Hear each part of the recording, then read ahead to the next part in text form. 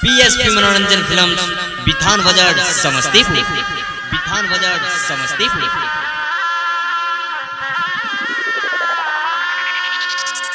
साले साले पूजा कैलिया मांगी के किया नामा है, मांगी के किया नामा है। साले साले पूजा कैलिया मांगी के किया नामा है।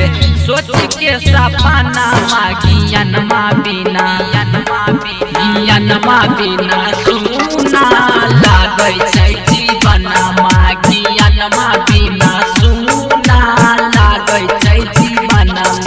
हे मोरी मैया हे सरस्वती मैया कैया होते पूरा अरमान मागे। सरस्वती मैया कैया होते पूरा अरमान मागियनमा बिना गियनमा बिना सुना लागै छै जीवन मागियनमा बिना सुना लागै छै जीवन मागी। पीएसपी मनोरंजन फिल्म बिथान बाजार समस्तीपुर। बिथान बाजार समस्तीपुर। कंचन इब्राहिमपुर।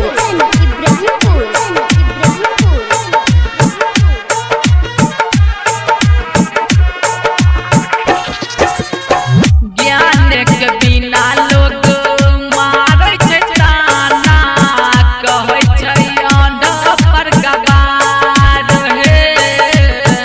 लोग बात सुनी ताना सरस्वती माई बहै छै अखिया से लोर हे।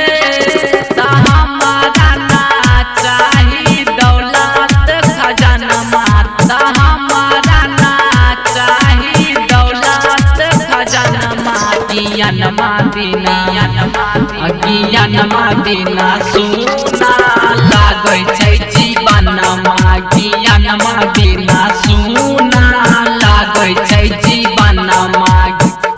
पीएसपी मनोरंजन फिल्म बिथान बाजार समस्तीपुर। बिथान बाजार समस्तीपुर।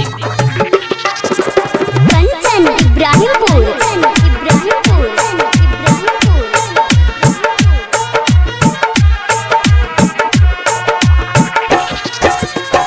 स्वामी संगीत माई करै छ पूजा, सुनिला न दिलावा के बात हे।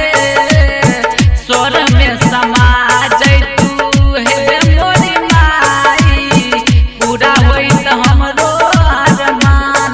डायरेक्टर अशोक अलबेला के मानीला कहनमा, रघुवीर आकाश बलराम के मानीला कहनमा।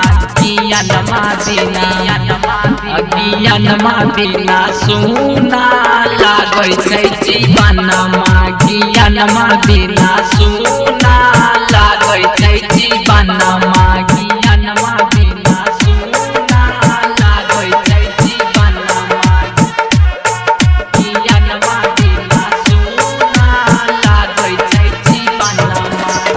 पीएसपी मनोरंजन फिल्म बिथान बाजार समस्तीपुर। बिथान बाजार समस्तीपुर।